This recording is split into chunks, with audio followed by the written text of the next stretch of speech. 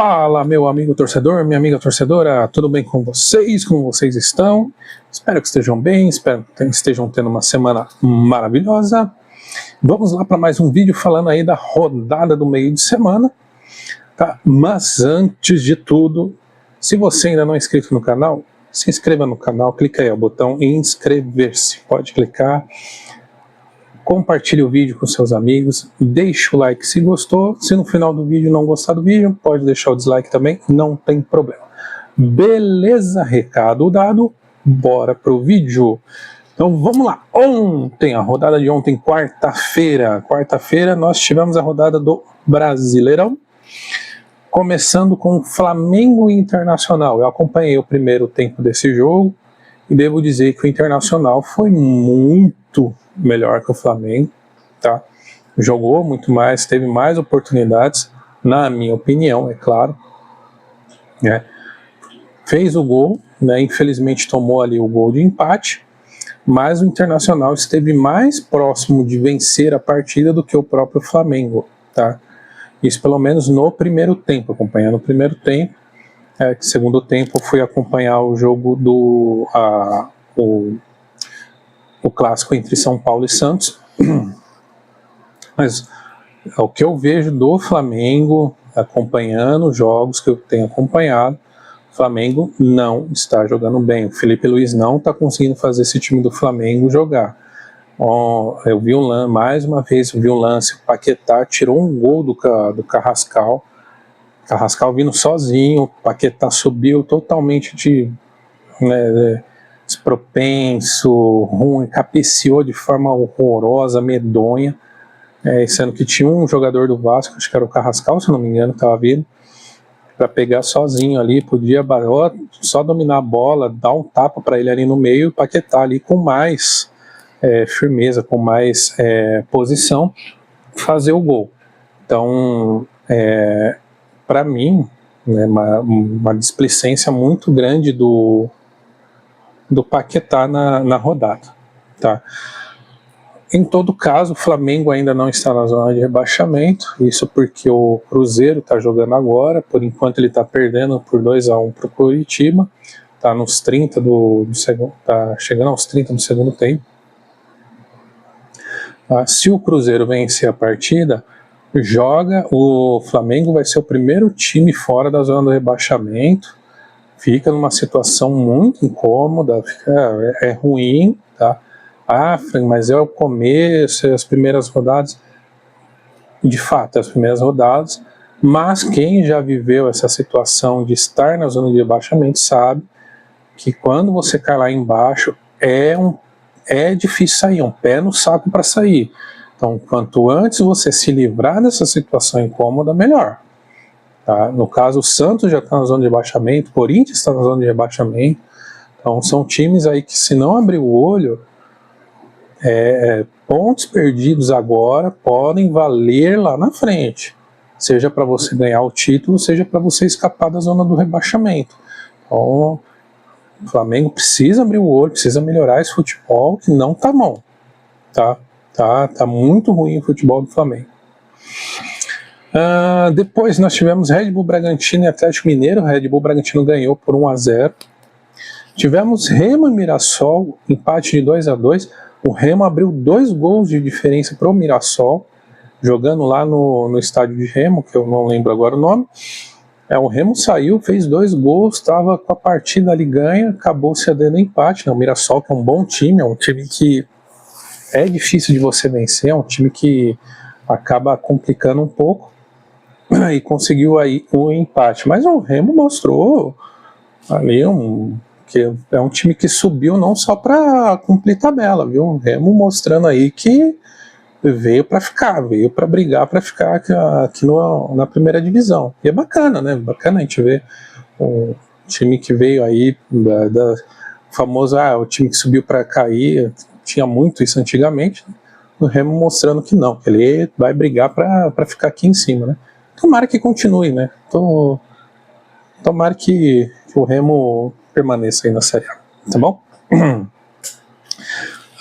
Tivemos Grêmio e Botafogo, né? Esse jogo aqui foi um jogão, porque o Botafogo saiu na frente, O Grêmio foi atrás, empatou 2-2, aí o Botafogo fez 3-2, e aí o Grêmio buscou o empate, buscou a vitória, meteu 5-3 no Botafogo, o Grêmio aí indo muito bem, o Grêmio começando aí patinando, mas conseguiu mais uma vitória. Também tivemos Palmeiras 5, Vitória 1, o Palmeiras ganhando por 5-1 do Vitória. E aqui é o seguinte, gente, o Vitória foi um time que brigou para não cair na temporada 2025, não vem fazendo um bom estadual, passando por algumas dificuldades, anunciou recentemente a contratação do Marinho, mas é um time que tem suas dificuldades, tem suas limitações. O Palmeiras ganhou com o pé nas costas, né? Não sobra, não teve dificuldades. O Vitória não pôs dificuldades para o Palmeiras, e o Palmeiras conseguiu vencer. O que eu quero dizer com isso? Que esse 5-1 é uma maquiagem, tá? Não espera que, nossa, o Palmeiras tá voando. Calma, vamos acompanhar, o que eu falo, ganhar desses times não desmerecendo Vitória, não é isso, mas não é assim patamar para você falar, igual quando o Palmeiras ganhou de São Paulo depois daquela goleada.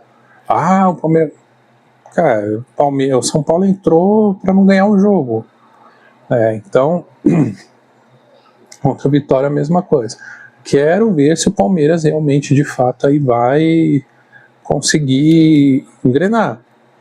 O Palmeiras que esses tempos atrás teve uma discussão entre a presidente do clube e um conselheiro. E novamente o conselheiro acusando a atual gestão dos problemas que o Palmeiras está sofrendo, culpando a gestão atual. E a Leila sentou os dois para o peito. Minha gestão é a gestão mais vitoriosa, não sei o quê, que não tem como, que se o jogador não chutar pro gol, não dá para ir. O mesmo discurso. E, gente, não sou palmeirense, mas, sendo sincero, o que está no patamar acho que o único erro da Leila é essa blindagem excessiva que ela faz no Abel Ferreira. Tá mais que não, estava mais há muito tempo na hora do Abel Ferreira começar a tomar um enquadro da presidência. Viu? E aí, parceiro? Não, para de culpar os outros e começa a trabalhar. Então, esse é o único erro da presidência para mim. Acho que se eu, no lugar da Leila, eu já teria mandado o Abel Ferreira embora. Teria ido atrás de um outro técnico, um nome mais forte, um técnico mais rodado, não sei. Talvez daria certo, talvez daria errado. Aí é só na tentativa e erro. Mas eu acho que de tudo no Palmeiras, todo o contexto do Palmeiras, para mim, esse é o único erro que ela comete, essa blindagem excessiva no Abel Ferreira. Porque o time está pagando, não está com dívida, os jogadores recebem em dia, os jogadores têm um CT de qualidade, tem um departamento médico de qualidade, o clube está garantido em todas as principais competições, briga, tem um elenco forte, tem condição financeira. Então, no patamar administrativo, a Leila Pereira não está errando. Quero contratar tal jogador. Beleza, quanto custa? Tanto. Financeiramente é viável. Ver a staff, ver o que o técnico fala. O técnico deu ok, o staff deu ok, beleza. Vou atrás para negociar. Negociou, trouxe. Ela fez a parte dela. Financeiramente dá? Dá. Comissão técnica e staff, concordam? Concordam. Staff falou, comissão técnica deu ok. E aí? Vai jogar nas costas dela o Vitor Roque, que não está fazendo gol, por exemplo? O Andréas Pereira, que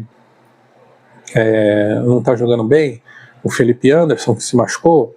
O Paulinho, que foi contratado machucado? Aí é o erro, não é erro da presidência, é erro da staff. O staff que não foi atrás, o staff que não negociou direito, que não foi ver o boletim médico do jogador. A Leila Pereira está lá para assinar contrato, está para assinar e pagar. Então, sim, teve alguns errinhos ali, são erros, assim, tomada de decisão, mas jogar a responsabilidade 100% nas costas dela, para mim é um erro amador muito grande. Ela tem parcela de culpa? Tem questão de, como eu disse, dessa blindagem excessiva em cima do Abel Ferreira. Mas fora isso, não vejo a Leila Pereira como uma péssima gestora e como culpada aí da atual situação do Palmeiras. Não vejo. E finalizando a rodada de ontem, nós tivemos o clássico, né, São Paulo e Santos. É o Santos que veio um time, veio com o Rony como titular, o Gabigol titular, veio com os principais, né? O Neymar ainda não atuou, provavelmente vai atuar só no final do Paulista, parece. A rodada final ainda está em recuperação. O São Paulo veio para um time mais misto, né? Poupou alguns jogadores, como Marcos Antônio, começou no banco, começou com Tapia e Caleri, Luciano também no banco, e até para poupar um pouco pela carga de jogos. E o Santos começou bem, começou envolvendo ali o São Paulo, igual foi no último jogo, tendo ali algumas oportunidades. O São Paulo com a proposta de jogo, de toque de bola, tentar jogar no erro do Santos. Até que saiu o gol do Santos, né? O Santos faz um gol, faz 1-0, explode, então. Só que novamente, né, o que eu falo, né, uma coisa que eu vejo muito que o São Paulo tem feito é não se abater com o gol, pelo contrário. Parece que o São Paulo, quando toma um gol agora, ele fala, agora você vai ver do que eu sou capaz. E o São Paulo foi conseguiu o empate. E vou ser honesto com vocês, assistindo o jogo, analisando o jogo, dava para ter ganhado. O São Paulo poderia ter ganhado do Santos tranquilamente. O Santos teve algumas outras oportunidades, mas nenhuma assim, muito clara. Mas o São Paulo teve muitas oportunidades para matar o jogo, e aí entra a questão da estrela Gabriel Brazão, que é um excelente goleiro, que conseguiu segurar, e também um pouco dos erros individuais dos jogadores do São Paulo. Tá? Mas foi um bom jogo, acho que no contexto geral foi um bom jogo para o São Paulo, que mostra que o São Paulo continua numa linear boa. Poupou o jogador, não tem como, vai precisar poupar. São Paulo que mudou o seu estilo, entrou num 5-4-1, entrou com 5 zagueiros, 5-3-2, se não me engano, isso, 5-3-2, né, populou ali a zaga, deixou mais fechado. Visivelmente veio para se defender, não veio para ataque, também aí muda um pouco, atrapalha um pouco.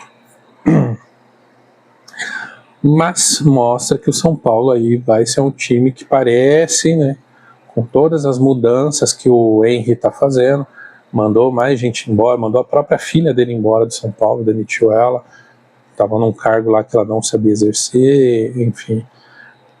Então, assim, essas mudanças internas no São Paulo estão surtindo efeito em campo, os jogadores estão sentindo e parece que agora, né, São Paulo vai ir.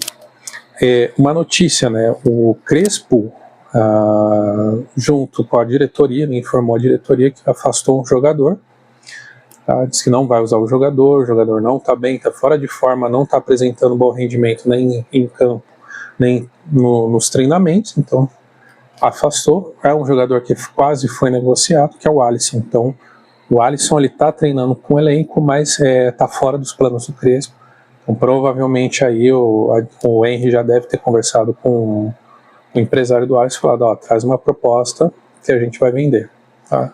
Que para mim é excelente, porque é um jogador que aceita ir para o rival ou cogita ir para um rival, cara, não precisa, e aí não dá certo e quer voltar e como se nada tivesse acontecido. Não, sinto muito, tchau e benção, tá? Então esses foram os jogos de quarta-feira, tá? Finalizados. Vamos para os jogos de hoje, tá? Então hoje nós tivemos Bahia 1, Fluminense 1. Fluminense saiu na frente do Bahia, estava ganhando, Bahia buscou um empate, teve um expulso ainda também o Bahia, mas Bahia dando trabalho, cara. Sabe, eu fico feliz de ver disso, cara, de ver um time Bahia que é grande, é um dos principais times lá da Bahia, do Nordeste, mas é legal ver esse crescimento no âmbito nacional. Não ficar só forte lá no estado, na região dele, ficar forte nacional, isso é bacana, traz coisa boa para o futebol.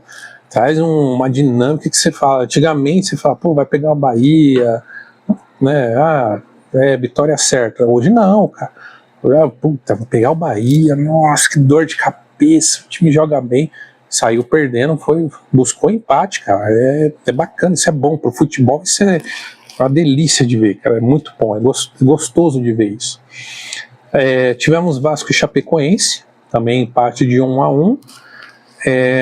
Tá terminando já os 45, agora vem a prorrogação, né? Prorrogação não, tempo extra, desculpa. Curitiba 2, Cruzeiro 1, Cruzeiro perdendo para o Curitiba. E no Paulista, o Corinthians ganhou de 3-0 do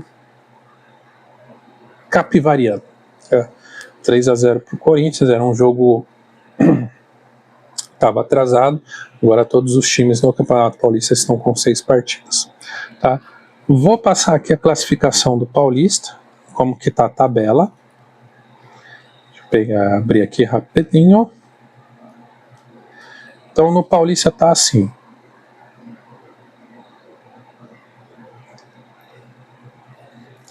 Como é que tá abrindo aqui? Tá.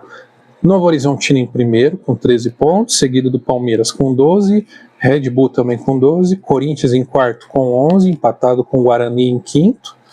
Aí o saldo de gol, o critério de desempate é o saldo de gols.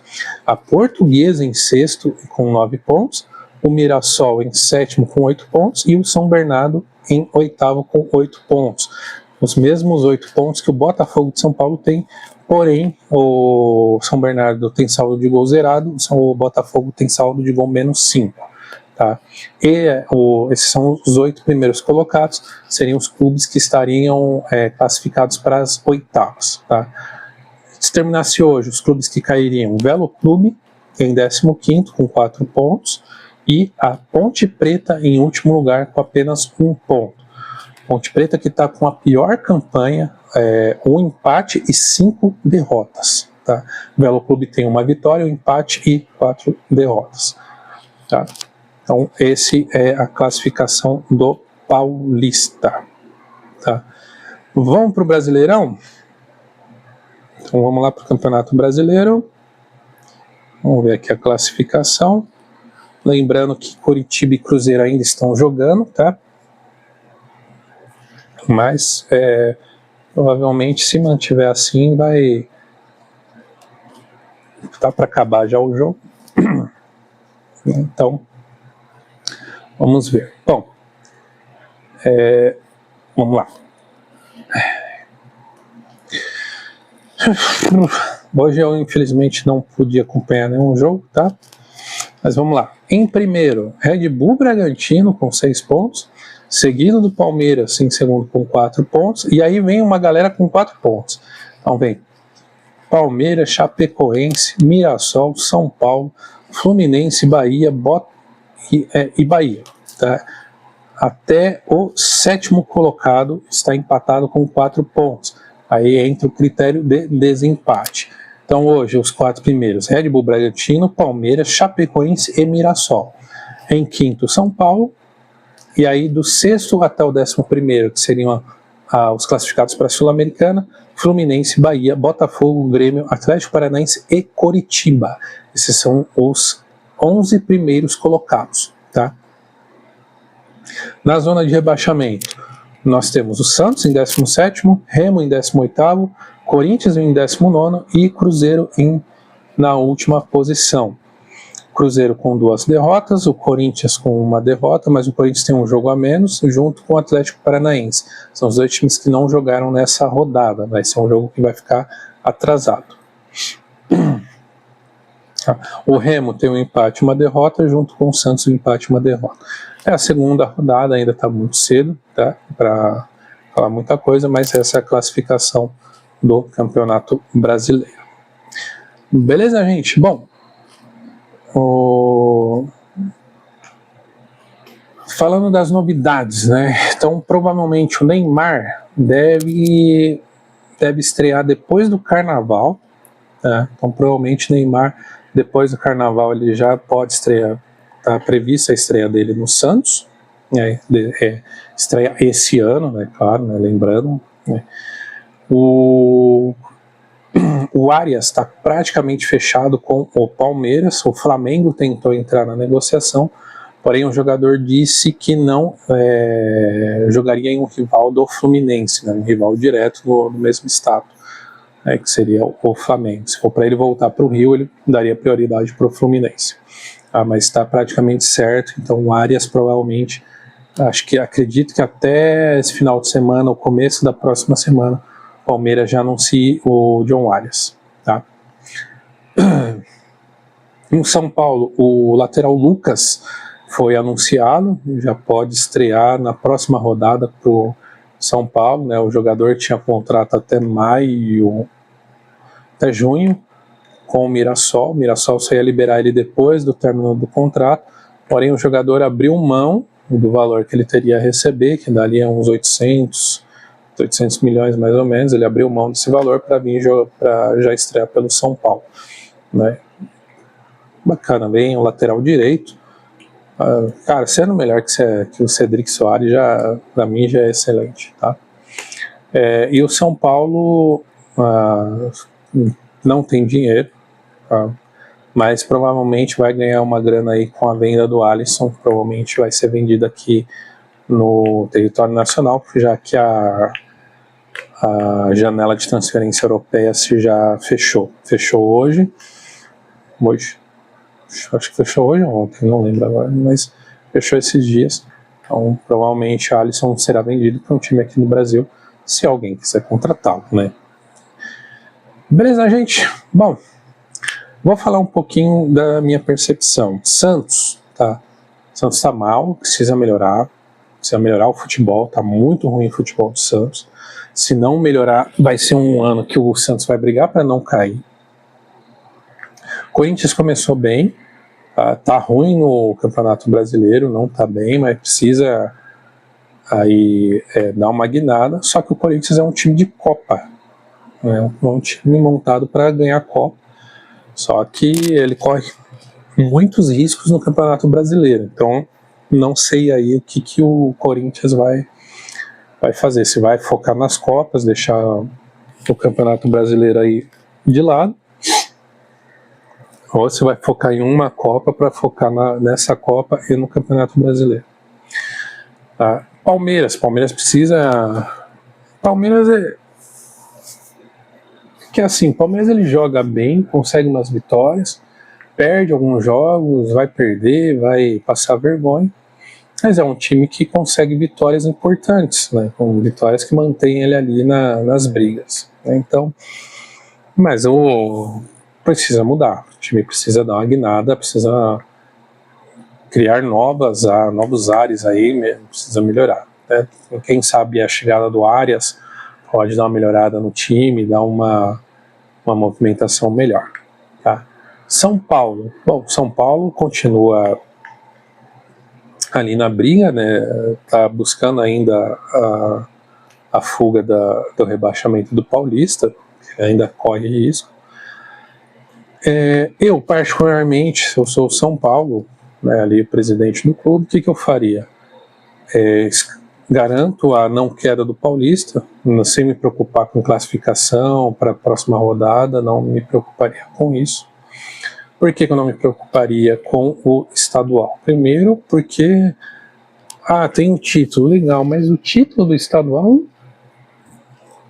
se questões financeiras não vale tanto a pena. A premiação para o primeiro colocado de 4,5 milhões, não é um valor alto, então eu garantiria o quê? Permanência na primeira divisão. E na Copa do Brasil e na Sul-Americana, eu mesclaria o time. Pegava a molecada da base, colocaria basicamente 90% do time da base, colocaria um ou outro jogador ali mais experiente para dar rodagem, para dar orientação, para dar tranquilidade. Colocaria o Coronel, o goleiro reserva, nesses campeonatos, Por que eu faria isso? Para ele pegar ritmo de jogo, caso o Rafael se machuque, seja expulso, receba uma punição, o meu goleiro reserva está em ritmo de jogo, está bem para entrar e assumir. Por que eu falo isso? Porque se eu sou o São Paulo, eu dou prioridade total no Campeonato Brasileiro. É um campeonato mais longo, que é um campeonato que dá para você brigar, porque você ganha. O negócio é você ganhar ponto. Então, se você ganha pontos, você está ali administrando, ganhando pontos, você está ali no topo da tabela, você pode brigar até pelo título. Ah, você está falando, pode, por que não? Se você tem um Palmeiras numa Libertadores, brigando numa Libertadores, tem um Flamengo brigando numa Libertadores, um Bahia brigando na Libertadores, né? Então, se você tem esses times que estão brigando nos outros torneios e você está focado em um, as chances de você ganhar são bem maiores. Além do fato de você preservar os seus jogadores, não dar uma carga tão alta para eles, e você evita aí um pouco do time ficar com tantos jogadores no departamento médico, tá? Bom, isso é que eu faria, né? Seria a minha posição ali, pensando que eu não tenho dinheiro, preciso de dinheiro, coloco a molecada da base, só que daí eu blindo aqueles que eu pretendo usar, por exemplo, o zagueiro Isaac, que é um baita de um zagueiro, não venderia ele agora, mas tem uns outros ali que eu poderia usar, que eu uso esses torneios de vitrine para vender essa molecada. Então eu chego neles e falo, ó, vocês vão aqui, a vitrine de vocês, deem o melhor, deem tudo, tentem chegar o mais longe possível. Ah, mas se a gente sair na primeira fase, né? Tem que fazer, mas tentem, dê o melhor para vocês e ir o mais longe que vocês puderem. Pô, se chegar numa Copa do Brasil ali nas quartas, semifinal, nossa, já é um grande avanço, já é uma premiação ali interessante. Sul-Americana, a mesma coisa, uma pontuação ali, uma premiação interessante, entendeu? E aí eu crio a vitrine. Ah, vê lá, e o Arsenal, o time lá, que é o jogador, o garoto da base, eu tô querendo comprar, beleza, 15 milhões, 20 milhões, 30 milhões, e aí se numa dessas você consegue vender uns 6, 7 jogadores por 20 milhões, pô, é uma grana do caramba que você consegue. Então, usar ali um pouquinho da inteligência. Você põe a vitrine, sabendo que assim, não vamos brigar por título esse ano, vamos organizar a casinha, é o famoso, né? Vamos organizar a casa, vamos organizar a casinha estando organizada, 2027 a gente vai estar mais organizado, a dívida já não vai estar tão mais alta, já não vai estar aqui, vai estar mais ou menos aqui, eu já tenho mais credibilidade, eu já tenho mais... eu consigo ali negociações melhores, porque, tá ali no ritmo de pagar. São Paulo já amortizou muito a sua dívida, já amortizou 50% da dívida, por exemplo. Então, organizei a casinha, meus jogadores estão pagos, salários estão em dia, as dívidas estão sendo pagas, já diminui bastante, estou conseguindo. 2027 eu já consigo pensar em almejar alguma coisa. Consegui a classificação para Libertadores, já consigo almejar uma Libertadores, já consigo montar um elenco ali para uma Libertadores. Então é uma questão de você pensar, de você se organizar. Isso é o que eu faria. Tá? Mas e você, torcedor? O que você faria? Fala aí para mim. Coloca aqui nos comentários o que você faria no seu clube, quais seriam as decisões que você tomaria, se você demitiria técnico, não demitiria, manteria, mandaria embora jogador, contrataria jogador. Deixa aí nos comentários o que você está achando do seu clube, né, nesse início de temporada. Se você está gostando, se você não está gostando, e o que você mudaria. Beleza? Estamos encerrando o vídeo. Se você ainda não se inscreveu no canal, se inscreva no canal, ajuda. A gente está com a meta aí de 50 inscritos, já estamos com 43, gente. Falta só 7. Tinha colocado 8. Falta só 7 inscritos aí. Vamos ajudar o canal a bater a meta de 50 inscritos. Clica no sininho, né, para ativar as notificações, para você estar recebendo as notificações dos vídeos. Compartilha com os amigos, nos grupos de WhatsApp, nas suas redes sociais, caso você goste do vídeo. Deixa o seu like. Se não gostar, deixa o dislike. A gente fica triste, mas a gente entende também. Se deu dislike, a gente tenta ver aí, a gente tenta sempre estar melhorando. Beleza, gente? Muito obrigado para você que ficou até aqui, até a próxima e fui!